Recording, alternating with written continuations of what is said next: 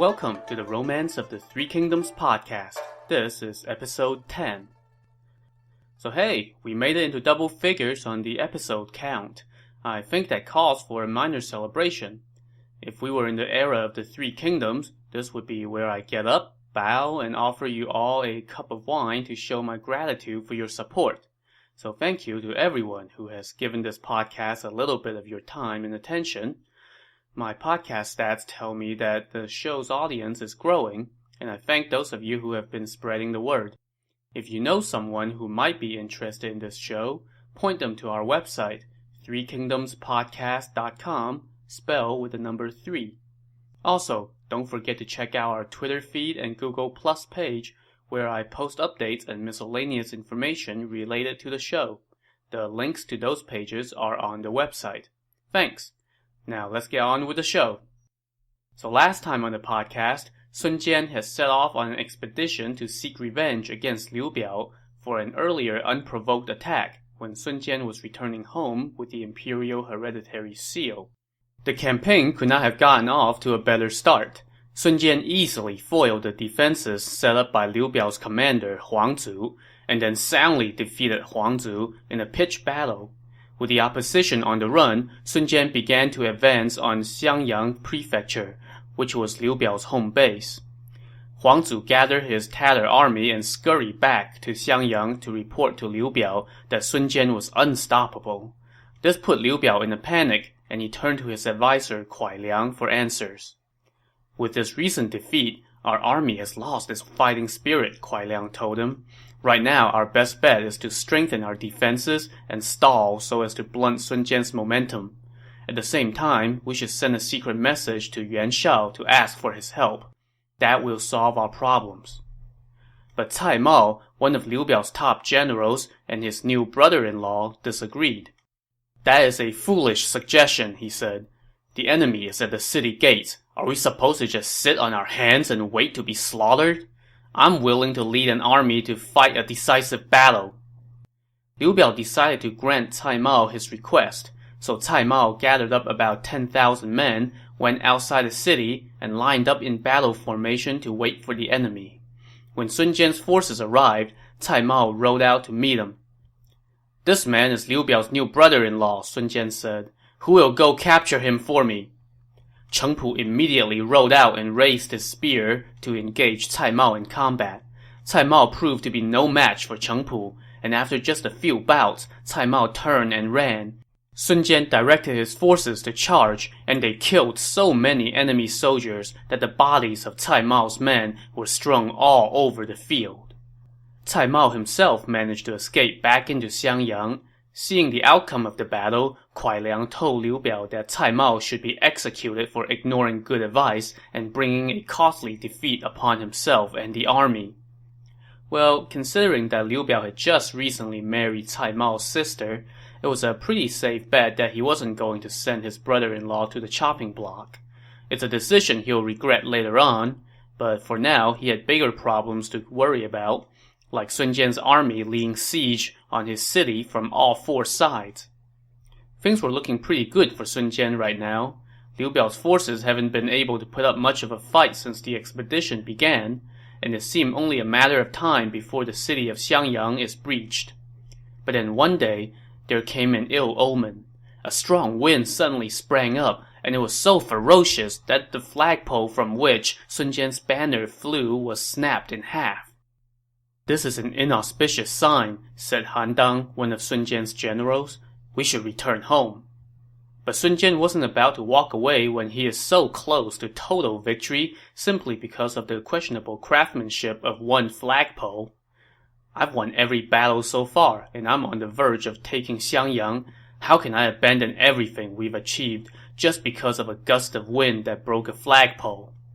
So instead, Sun Jian pressed his attack on the city. Inside the city, Kuai Liang had seen some ominous signs himself, and he went to see Liu Biao. Last night I was studying the stars and saw that a great star was about to fall, he said. It was in the region of heaven corresponding to Sun Jian's position. My lord, you should immediately write to Yuan Shao and ask for his help. Liu Biao quickly wrote a letter, but he needed someone to fight through the sea of soldiers currently laying siege to his city in order to deliver the message. Lu Gong, one of his best warriors, immediately volunteered. Before Lu Gong set out, Kuai Liang drew up a strategy for him.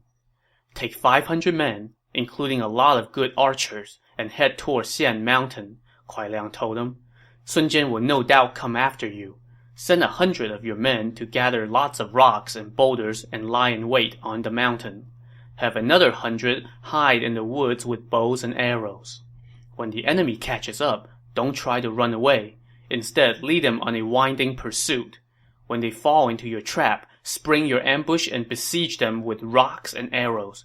If you are victorious, set off a series of bombs as a signal. Then we will send out reinforcements. If Sun Jian does not come after you, then just be on your way as quickly as you can. Tonight will be a dark night, so you can leave the city at dusk. So Lu Gong went and gathered his men. At dusk, they secretly opened up the east gate and stormed out of the city. Sun Jian was in his tent at the time. When he heard the sudden cries from outside, he quickly hopped on his horse and led 30-some riders out to see what's going on. A soldier told him that a squad of men had stormed out of the city and was headed toward Xian Mountain. Sun Jian didn't even bother calling up his officers. Accompanied only by the 30-some riders, he set off in pursuit. By this time, Lu Gong had already set up his trap. Sun Jian's horse was faster than those of his entourage, so he darted out in front alone. Soon, he could see the enemy fleeing in the distance ahead, and he shouted for them to stop. Lu Gong turned around and came back to fight Sun Jian. After just one bout, though, Lu Gong turned and fled into the mountain. Sun Jian followed into the mountain, but there was no sign of Lu Gong. He was just about to head up to the side of the mountain when the clanging of a gong echoed across the slopes. This was the signal to spring the trap. At once, rocks and boulders flew down from the mountainside, while a torrent of arrows shot out from the woods. Sun Jian had nowhere to hide. He was hit by a bunch of arrows, and a rock crushed his head. Soon, he and his horse lay dead in the mountain. He was just 37 years old when he died. Having killed the enemy's leader, Lu Gong now came back down for mop-up work. He and his men jumped on the 30-some riders who followed Sun Jian and killed them all. They then set off a series of bombs to signal their victory. Within the city, Huang Zu, Kuai Yue, and Cai Mao each stormed out with an army, and their attack threw the enemy into chaos. While this was going on, Huang Gai, who was commanding the navy for the Jiangdong forces, heard the commotion and moved in with the navy to join the battle. He ran right into Huang Zu. After just a couple bouts, Huang Gai captured Huang Zu alive. Meanwhile, Cheng Pu escorted Sun Jian's oldest son, Sun Ce, out of the chaos. As they were trying to figure out which way to go, they ran into Lu Gong. Cheng Pu rode forth to take him on, and after a few bouts, he stabbed and killed Lu Gong. The two sides tangled in a huge melee before both pulling back around dawn. Liu Biao's army returned to inside the city, while Sun Ce led his army back to the banks of the river Han. It wasn't until he had arrived at the river that Sun Ce found out that his father had been ambushed and killed. What's worse, his body had been carried off into the city by Liu Biao's soldiers. Both Sun Ce and the army wept at this loss and disgrace. "How can I return home when my father's remains are in the hands of the enemy?" Sun Ce said. "Well, we captured the enemy commander Huang Zu," said Huang Gai. "We can send a messenger into the city to negotiate a truce and exchange Huang Zu for our lord's body." Hearing this suggestion, Huan Jie, an officer in the army, stepped forward and volunteered.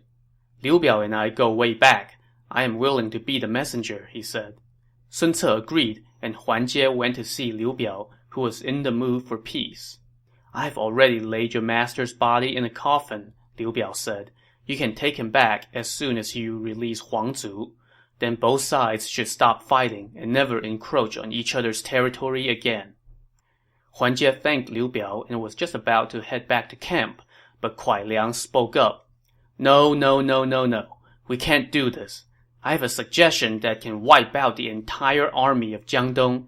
Let's first execute Huan Jie and then put this plan into action.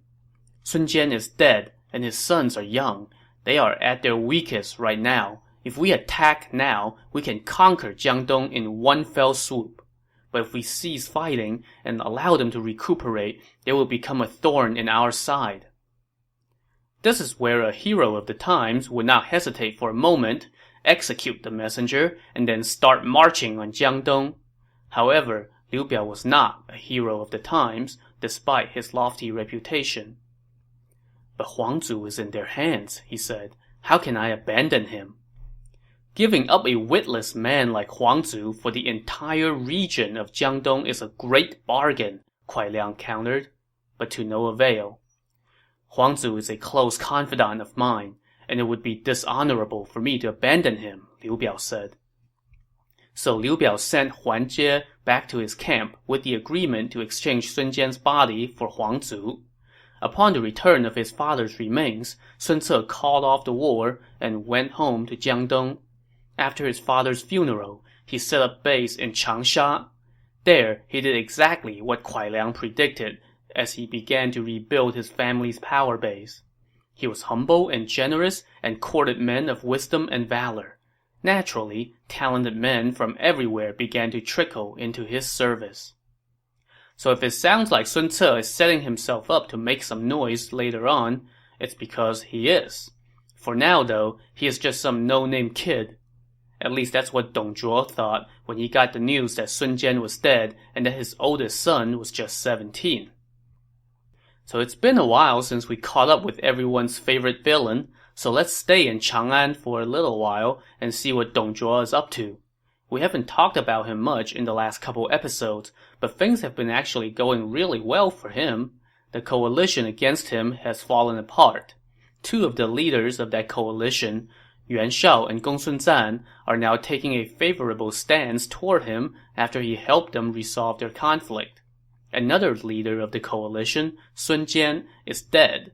With seemingly no one left who's able to threaten him, Dong Zhuo became even more arrogant than before. He gave himself the title Honorary Father. Now this was an extremely prestigious title bestowed upon the rarest of ministers. The first guy who was recorded to have received that title was Jiang Ziya, one of the most famous ministers and military strategists in Chinese history, who helped found the Zhou dynasty, which lasted some 800 years. The use of the word father in the title implies a high degree of reverence for the minister from the emperor, so the relationship between the lord and his officer is no longer one of master and servant. Dong Zhuo didn't stop at just a fancy title, however. Whenever he appeared in public, he acted as though he was the emperor. He made his younger brother general of the left and lord of Huazhou. His nephew was named privy councillor and had command of the imperial guard. All of his relatives, old and young, received titles of nobility. When Dong Zhuo was done handing out titles, he set about doing something nice for himself. At a site about 80 miles outside Chang'an, he drew up plans for, well, to call it a residence would be an understatement. It was more like a city, and it was dubbed Meiwu. He drafted 250,000 commoners as laborers to build this city. There were palaces and granaries, and its walls modeled the capital in height and thickness. Within the walls, the granaries held enough food for 20 years. Dong Zhuo's family lived in the city, and he selected more than 800 beautiful young women from around the country and sent them to live in the city as well to cater to his needs, along with countless gold, silk, pearls, and all sorts of treasures. After his city was built, Dong Zhuo commuted between there and Chang'an, sometimes spending up to a month away from the capital. Whenever he left or returned to the capital, all the court officials had to either go see him off or greet him outside the city's northwest gate, and Dong Zhuo often set up tents by the side of the road and feasted with the officials. Now, were he to stop there, Dong Zhuo perhaps would be just another corrupt official drunk on power and wealth. But he also did things that took him from just run-of-the-mill supervillainy to cartoony uber-villainy. For example, one day, as he was about to leave the capital again, All the officials gathered, as usual, to see him off, and they feasted outside the gate. During this feast, Dong Zhuo ordered that several hundred enemy soldiers from the north who had voluntarily surrendered be brought to the tent. There, in front of all the court officials, he handed out some rather sadistic orders. Some of the enemy soldiers had their hand or foot chopped off. Some had their eyes gouged out, some had their tongues cut out, and others were boiled alive in a giant cauldron. And remember, these guys had surrendered voluntarily. The howls of the victims shook the heavens, and everyone in attendance was so shaken that they couldn't even hold their chopsticks steady. All, that is, except Dong Zhuo, who ate and laughed like nothing was going on. On another day, Dong Zhuo summoned all the officials for another feast. After a few rounds of wine, Lu Bu entered and whispered a few words by Dong Zhuo's ear. Dong Zhuo smiled and said, "So that's how it is." He then ordered Lu Bu to drag Zhang Wen, the Minister of Public Works, from his seat and out of the banquet hall. All the officials turned pale upon seeing this. A few moments later, an attendant entered and offered up to Dong Zhuo a red platter carrying the head of Zhang Wen. By now everyone was scared out of their wits, but Dong Zhuo laughed and reassured them.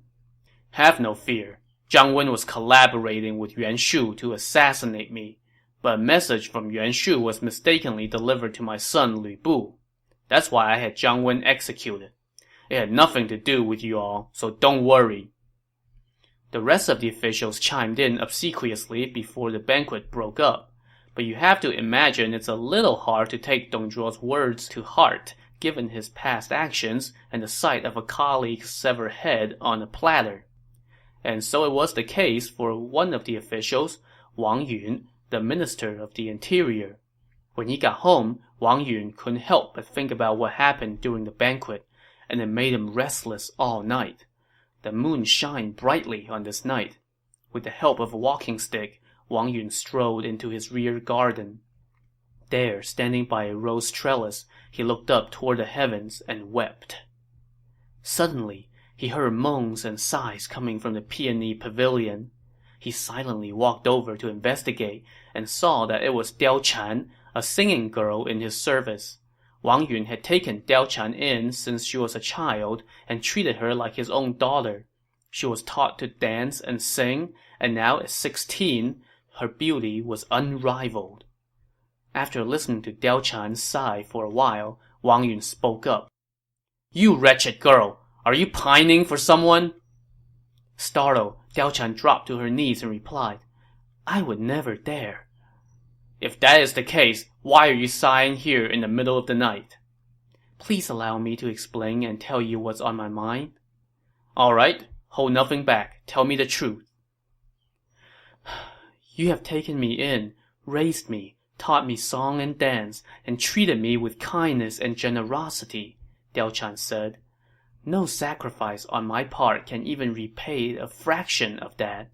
Recently, I have noticed that your brows are always furrowed with worry. I suspected that it must be about some important affairs of state, but I dare not ask. Tonight, I saw that you were restless. That's the reason for the lament that you saw. If I can be of any use, I would never refuse, even if it means 10,000 deaths." Upon hearing this from Diao Chan, Wang Yun struck the ground with his walking stick and said, "Who would have thought that the fate of the empire will rest in your hands?" Wang Yun then asked Diao Chan to follow him to one of the rooms in the house. There, he dismissed all the attendants. Once they were gone, Wang Yun asked Diao Chan to take a seat. As soon as she sat down, he fell to his knees and kowtowed to her. Stunned, Diao Chan immediately prostrated herself on the ground and asked the reason for Wang Yun's actions. "Please, take pity upon the people of the empire," Wang Yun said, as tears flowed like springs from his eyes. "As I said just now, whatever you ask me to do, I would never back away," Diao Chan replied. "The common people are in dire straits. The emperor and his ministers are on the brink of disaster, and you are the only one who can save us," Wang Yun said. "The traitor Dong Zhuo intends to usurp the throne, and no one in the court can stop him. Dong Zhuo has an adopted son named Lu Bu, who is an extremely valiant warrior. Both of them strike me as slaves to their lust, so I want to set a double snare for them. First, I would promise your hand in marriage to Lu Bu, and then I will offer you to Dong Zhuo. Then you will be in a position to turn them against each other and get Lu Bu to kill Dong Zhuo. That would eliminate a great scourge, stabilize the dynasty, and re-establish the empire. And it would all be thanks to you. Are you willing to go through with it? I have already promised to not refuse, even if it means 10,000 deaths, Diao Chan said. Please offer me to them at once. I know how to proceed. If word of this plan leaks out, it would mean the extermination of my entire clan, Wang Yun cautioned. My lord, do not fear. If I cannot fulfill my duty, may I die by 10,000 cuts. Upon this promise from Diao Chan, Wang Yun bowed again to thank her. The next day, he set to work. First, he got a number of fine pearls that he had in his possession and hired a skilled craftsman to mount them on a golden headdress. He then sent a courier to secretly deliver this gift to Lu Bu. Lu Bu was delighted by this offering and went to Wang Yun's residence to thank him in person. Wang Yun prepared a feast for the occasion. When Lu Bu arrived, Wang Yun greeted him outside the front door and welcomed him into the rear chamber, which in an ancient Chinese home is the private apartment. There, Wang Yun offered Lu Bu the seat of honor. I am but a soldier in the service of the prime minister, whereas you, sir, are a high minister of the court, Lu Bu said. What have I done to deserve such misplaced respect? General, you are the only true hero of our time, Wang Yun said. What I respect is not your rank, but your talent. This fine little piece of suck-up made Lu Bu even happier, and Wang Yun just kept pouring it on, offering him wine time and again while singing Dong Zhuo's praises. Lu Bu laughed and drank heartily. After a while, Wang Yun dismissed all the attendants except for a few maids to pour wine. After they had been drinking for a while, Wang Yun called out to his servants, "Go summon my daughter." A few moments later, 2 maids escorted Diao Chan into the room, and she was dressed to impress. Lu Bu was startled by her beauty and asked who she was. "She is my daughter, Diao Chan," Wang Yun answered. "General, you have shown me greater favor than I deserve, as if we were family, so I wanted her to meet you." Wang Yun then ordered Diao Chan to pour wine for Lu Bu. As Diao Chan handed a cup to Lu Bu, the two of them exchanged suggestive glances. Wang Yun now pretended to speak as if he were a little drunk. "My child, come have a few cups of wine with the general. Our entire family is dependent on him."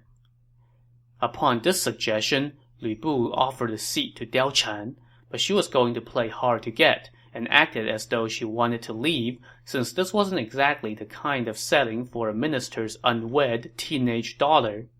Wang Yun, though, played along and insisted that she stay. "The general is my good friend. There is no reason you can't stay," he said. So Diao Chan oh so reluctantly stayed, but instead of sitting by Lu Bu, she took a seat next to Wang Yun. Lu Bu gazed at her unflinchingly. After a few more cups, Wang Yun pointed toward Diao Chan and said to Lu Bu, "If you are receptive to the idea, General, I would like to offer this daughter to you as a concubine." Well, this was exactly what Lu Bu had been waiting for and hoping for. He immediately got out of his seat and bowed. "If you do that, sir, I will repay you by serving you as loyally as a dog and a horse." "Great. I will pick an auspicious day soon and have her delivered to your residence." Lu Bu was joyous beyond belief and fixed his gaze on Diao Chan, while she reciprocated with her own suggestive signs. The feast soon concluded, and Wang Yun said to Lu Bu, "I would ask you to stay here tonight, but I'm worried that the prime minister would get suspicious." Even though he has to wait a while to hold the object of his affection, Lu Bu was still on cloud 9. He bowed 3 times to express his thanks before taking his leave. So step 1 of Wang Yun's plan has gone off without a hitch.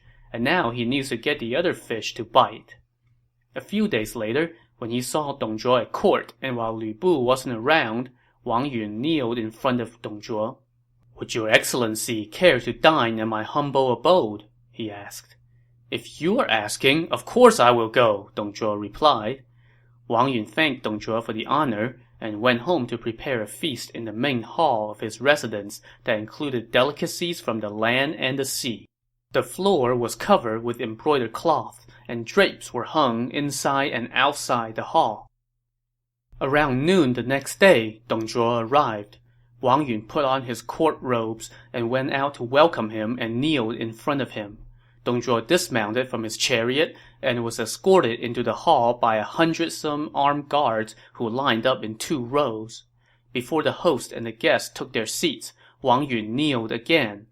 Dong Zhuo ordered his men to help Wang Yun to his feet and lead him to the seat next to Dong Zhuo's. "Your excellency's magnificent virtue is so towering that not even the great ministers of old, like Yi Yin and Zhou Gong, can match." Now, thanks to the first supplemental episode, you already know who Yi Yin was, and the other guy that Wang Yun mentioned, Zhou Gong, is another name for Jiang Ziya, whom we mentioned earlier in the episode as the first minister to have been given the honorific title of Honorary Father. So this was some real industrial strength bootlicking by Wang Yun, and it made Dong Zhuo very happy, and he thoroughly enjoyed himself while Wang Yun continued to shower him with compliments throughout the feast. As day turned into night and the two had drunk a good amount, Wang Yun invited Dong Zhuo into the rear chamber, and Dong Zhuo followed while telling his guards to stay behind.